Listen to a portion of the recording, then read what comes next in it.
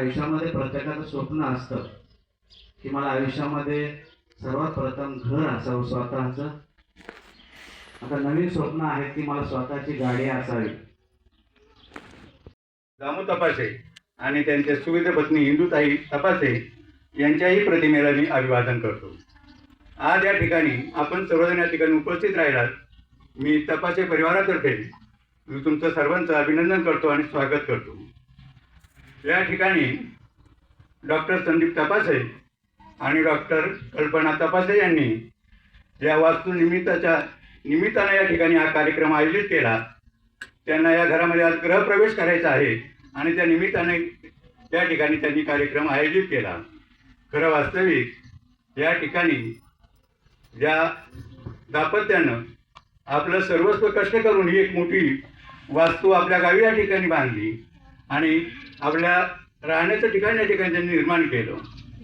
असं असलं तरी मला असं वाटतं की या वैद्य आहेत म्हणजे इंदुबाई तपासे आणि दामू तपासे यांच्याकडे हे सारे श्रेय जातं. असं का मी म्हणतो तर या जोडीनं त्या ठिकाणीचं हे भव्य दिव्य असं स्वरूप या ठिकाणी उभं केलेलं आहे ते त्यांच्या कष्टातून उभं राहिलेलं आहे. या ठिकाणी दामू तपासे यांच्या कामाचा हिशोब जर पाहिला तर मोलमजुरी करून काबड कष्ट करून गवंडी काम करून आणि मोठमोठ्याला वास्तू बांधण्याचं काम या ठिकाणी तपासे बंधूंनी केलं. खरं वास्तविक हे दगडी काम करणं म्हणजे याला शिल्पकार असं आपण म्हणतो. दगडावरती कोरीव काम करणं आणि आज त्यांनी ज्या ज्या गावात गेले त्या ठिकाणी त्यांची वास्तू या ठिकाणी उभी आहे. त्यांच्या कलेचं ध्यान त्या ठिकाणी निश्चित येतं आणि म्हणून या तपाशांच्याकडून या त्यांच्या मुलासाठी या ठिकाणी कायमचे आशीर्वाद आणि त्यांच्या कष्टातून ही मुलं या ठिकाणी शिकली आणि आज म्हणून हे एवढं मोठं भव्यत्व या ठिकाणी ते उभे करू शकलेले आहेत. त्याचप्रमाणे इंदुताई तपासे या अंगणवाडी सेविका होते. त्यांनी सुद्धा त्या ठिकाणी काबड कष्ट करून आपल्या मुलांना शिकवलं. सुशिक्षित अशी मुलं या ठिकाणी त्यांनी तयार केली. त्यांच्या ठाई 3 अपत्य आहेत. संदीप तपासे, त्याचप्रमाणे संगीताताई आणि पौर्णिमाताई. तिन्ही हे जे अपत्य आहे अतिशय सुशिक्षित आहेत. त्यांना घडवण्याचं काम या ठिकाणी या मातापित्यांनी केलेलं आहे आणि म्हणून आजचं हे श्रेयसर किंवा आजचं हे सगळं काही भव्य दिव्य दिसतंय आपल्याला हे त्यांच्याच आशीर्वादाचं या ठिकाणी काम आहे. असं असलं तरी आईवडिलांनी केलं ते जतन करण्याचं काम या ठिकाणी मुलांचं आहे आणि तेच आईवडिलांच्या पावलावर पाऊल ठेवून या ठिकाणी संदीप तपासे आणि त्यांच्या मुलीने या ठिकाणी केलं.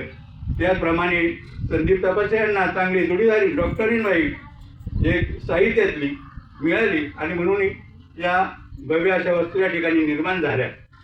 खरं वास्तविक भरपूर असलं तरी देणाऱ्याने दिलं तरी जोडी टाकलं तरी ते जेवून घेण्याची ताकद त्या ठिकाणी असावी लागते.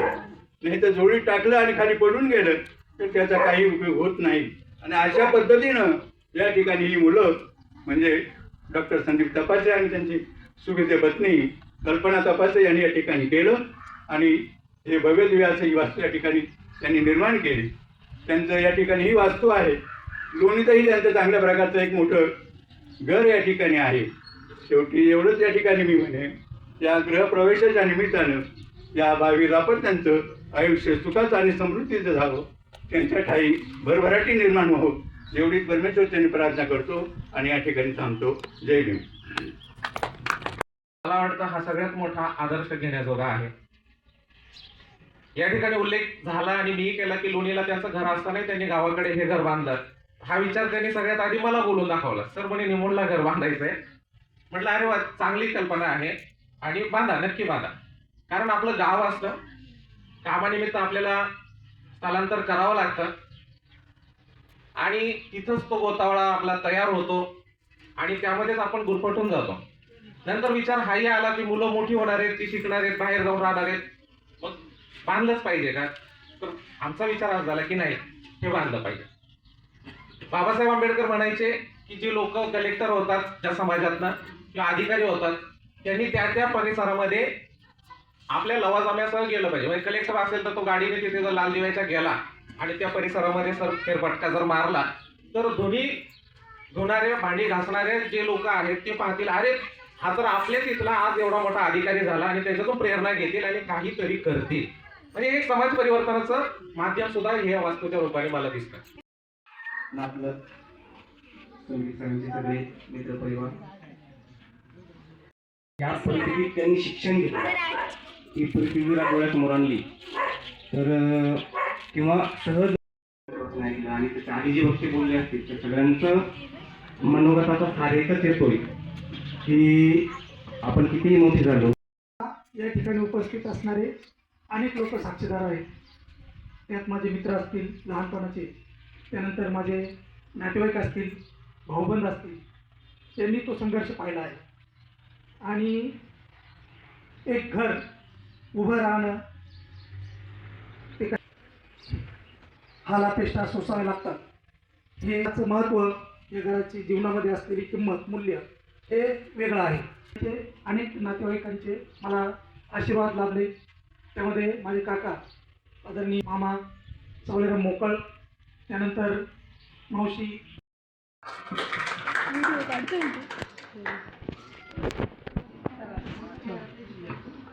या ठिकाणी पुष्प ठेवलेले आहेत. सर्वांनी चला तर मंडळी, कार्यक्रम झालेला आहे आणि सहजच संध्याकाळी बसलो आणि हे गिफ्ट्स चेक करत होतो.